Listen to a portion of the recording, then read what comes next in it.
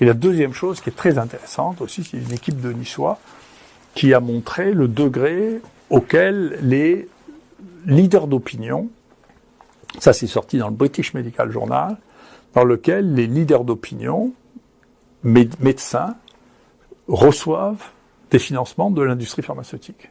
Et ils disent il n'y a pas de groupe de sociétés savantes rédigeant des guidelines, c'est-à-dire des recommandations, dans lesquelles il n'y ait pas au moins un des participants qui n'ait pas reçu de financement par l'industrie pharmaceutique.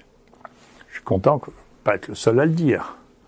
Donc nous avons là des problèmes qui sont des problèmes sociaux, qui devront bien être réglés par la politique, c'est le domaine de la politique, par le comité d'éthique, si un jour il y a un comité d'éthique qui est débarrassé de ces conflits d'intérêts, pour regarder en face, attendez, est-ce que l'on peut, je peux vous dire, ça a été l'objet, moi, de la raison pour laquelle j'ai fini par démissionner du journal européen de maladies infectieuses, c'est que j'étais en conflit avec le fait que je pensais qu'il n'était pas honnête que les guidelines, et donc je parle il y a quelques années, soient écrites par des gens qui avaient des conflits d'intérêts. Et je peux vous dire que moi, je me suis retrouvé en conflit avec les gens qui dirigeaient cette société, parce que je trouvais, il y avait, la même chose avait été publiée pour les internistes américains, en disant, écoutez, maintenant, si vous avez des conflits d'intérêts, il suffit pas de les déclarer, vous n'avez pas le droit d'écrire les guidelines.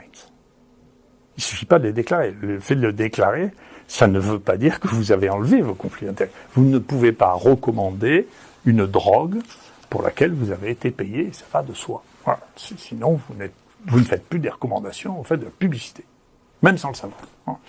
Je suis intéressé de voir que ces phénomènes, qui étaient des phénomènes dont on a l'impression, quand on parlait de ça, que à chaque fois que vous êtes lucide, maintenant, si on vous dit que vous être complotiste, c'est déraisonnable. Donc, encore une fois, arrêtez, je vous en prie, c'est pour ça que j'appelle cette émission « On a le droit d'être intelligent », arrêtez de croire les imbéciles. C'est pas parce qu'on a des doutes sur ce vaccin que l'on est contre les vaccins, d'accord ?